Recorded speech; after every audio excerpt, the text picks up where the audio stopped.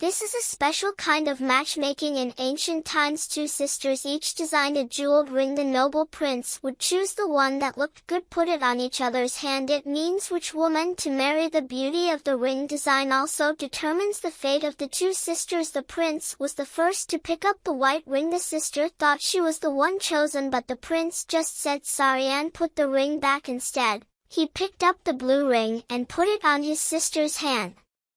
The wedding will be held a week later. The long-loved prince chose the younger sister. The sister instantly cried, her eyes red. She lay in bed for 3 days and nights. She couldn't think about food or tea. I couldn't understand why I was not as good as my sister in terms of looks. She was better looking than my sister. On the ring is also better than the sister's design. And why did the prince choose my sister? After they met, they shared the same interest. They soon established a relationship. Before the wedding, they had a taste of the fruit. This scene happened to be watched by the sister. She was even more jealous and hated. She was not willing to see her beloved man by her sister. So she found a local sorcerer. Through her maid she tried to use witchcraft to win the prince's heart. The sorcerer said that if she put this, the wizard said that if you put this spell on the prince's neck and he will love you forever. The sister thought of a plan to kill two birds with one stone to make the prince fall in love with her and get rid of her sister at the same time. The two sisters were not born of the same mother. The sister is the daughter of the second aunt. On the day of the wedding, the sister brings a pot of flowers with her blessing. The sister was surprised by her sudden hobby. The flowers were placed in the wedding room. Tonight the wedding will take place here. The sister's maid took the opportunity to throw the spell-serving villain under the bed, deliberately leading the sister's maid to find the villain. The servant was surprised. She told the old man about it. She recognized the evil spell at first sight. She asked her daughter to explain what happened. The sister was unable to explain because the wedding room was personally decorated by him. It seemed to dawn on everyone the prince chose that his sister might have been under a spell by now. The sister had already cast red eyes. Everyone's heart is mixed. The sister took out another spell-casting villain, lying that it was a Buddha card that had been opened. If the prince was compelled by the sister, the Buddha medal would manifest when the prince put it on. The sorcerer cast a spell on the other side. The prince was instantly in pain, fell to the ground with violent convulsions. The crowd looked confused. They all thought it was the Buddha's spell, but they didn't know it was just a conspiracy of the sister. The prince suddenly had a black eye. He stood up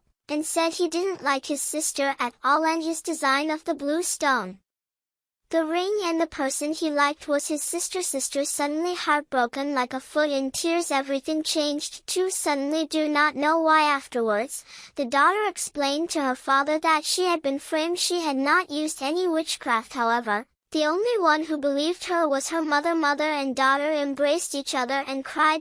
After the wedding with her sister was cancelled, the prince got down on his knees and asked his father-in-law to marry him, marry his sister to himself. The wedding was held a week later. The sister ponders the lovey-dovey moments with the prince. She met the sister, seduced the prince to her bedroom. The wedding was not even held yet, but the couple's affair took place. Rumors of the sister's use of numerous tablets spread through the world because their family is a local famous family. The father was disgraced. He ordered his daughter to be put in a dungeon to atone for her sins. Even though the second aunt was on her knees begging and pleading, she still refused to be punished. My sister and her maid even came over. They humiliated both mother and daughter. Second aunt knew it all too well. She vowed to find proof that her daughter was framed. She vowed to find the evidence of her daughter's frame up and make the villain suffer the consequences. She told the maid not to contact the witch during this period in case the second aunt catches her in the act. However,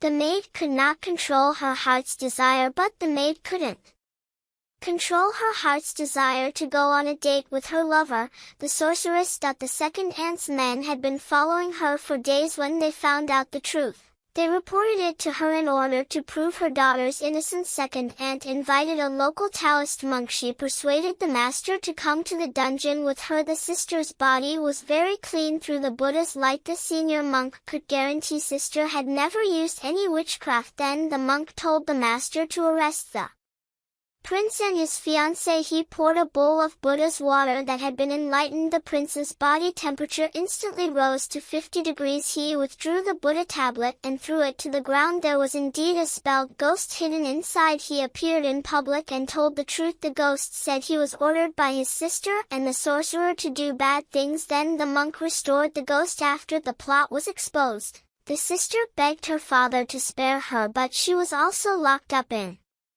the dungeon. However, the sister was still not willing to fail like that in the dungeon. She taught herself witchcraft to take revenge. She cut her palm and used her own blood to feed the ghosts. The screams attracted the monks and family members. By now, my sister was half human and half demon. The father felt compassion. He originally just wanted to teach his daughter a lesson. He never thought it would turn out like this. The senior monk could have taken away the sister as a companion demon. However, the father ordered not to hurt his daughter. The senior monk had a soft heart. Before he was injured by the sneak attack, the sister became completely demonized and started to attack her own family. She knocked her father unconscious and then tried to strangle her sister. The senior monk gave the prince a dagger. The prince did not hesitate and stabbed into the sister's body. A black demon came out of the ground. The sister returned to normal human, but his heart had been pierced by the prince.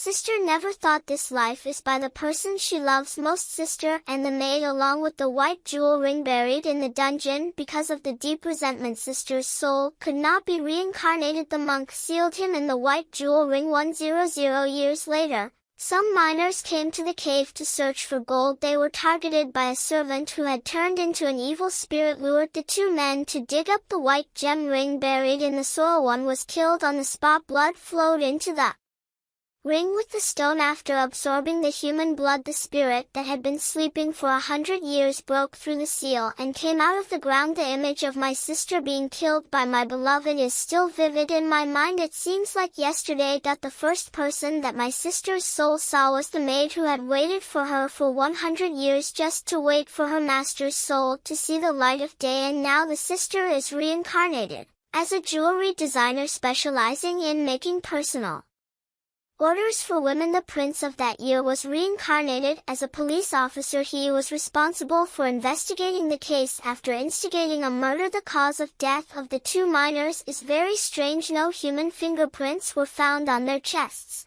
which had been pierced by a sharp object. The spirits of the sister and the maid plotted their revenge. Their souls will be burned by the hot sun. They can only get out of the cave at night. If they want to get out during the day, more people will have to be written to trap